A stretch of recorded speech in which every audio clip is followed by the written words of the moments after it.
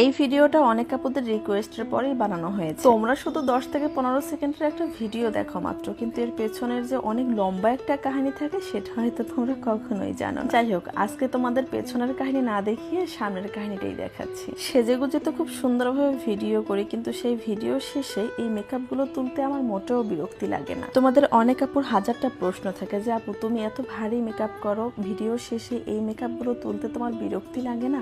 একদিন তুমি আমাদের সাথে মেকআপ তোলার ভিডিও শেয়ার করিও।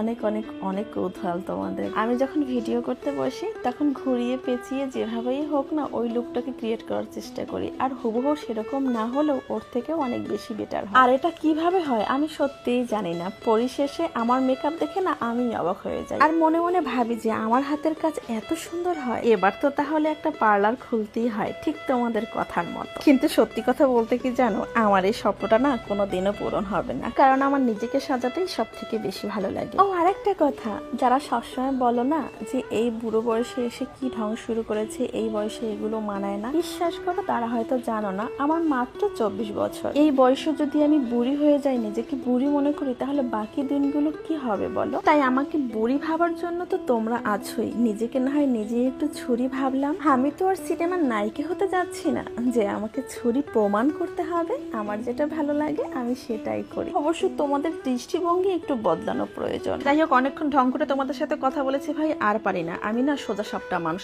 স্পষ্ট কথা বলতে বেশি পছন্দ করি। শুনলে শুনবে, না শুনলে এখান থেকে চলে যাবে। আমার বয়স 20 হোক কিংবা বুড়ি, এটাতে তোমাদের কিছু আসবে যাবে না। আমি এখানে আমার বয়স নিয়ে পড়ে নেই, আমি আমার কাজ নিয়ে পড়ে আছি। আমার কাজ ভালো লাগলে দেখবে, না লাগলে এখান থেকে চলে যাবে। হ্যাঁ, এখানে এসে তোমাদের কারোর সাথে আমার ভাই আলগা প্রীতি করতে হবে না যে আমার বয়সটাকে কমিয়ে ছুরি বানাতে হবে। আমার যদি ভাই বুড়ি বয়সও নিজেকে ছুরি লাগে না, সেটা আমার নিজের ক্রিয়েটিভিটি। যারা আমাকে পছন্দ করো না, আমার থেকে দূরে থাকবে, কথা শেষ। ওহ কি শান্তি। দেখো মেকআপ রিমুভ করার পরও কিন্তু মাশাআল্লাহ আমাকে সুন্দর লাগছে। সবাই মাশাআল্লাহ বলে যাবে।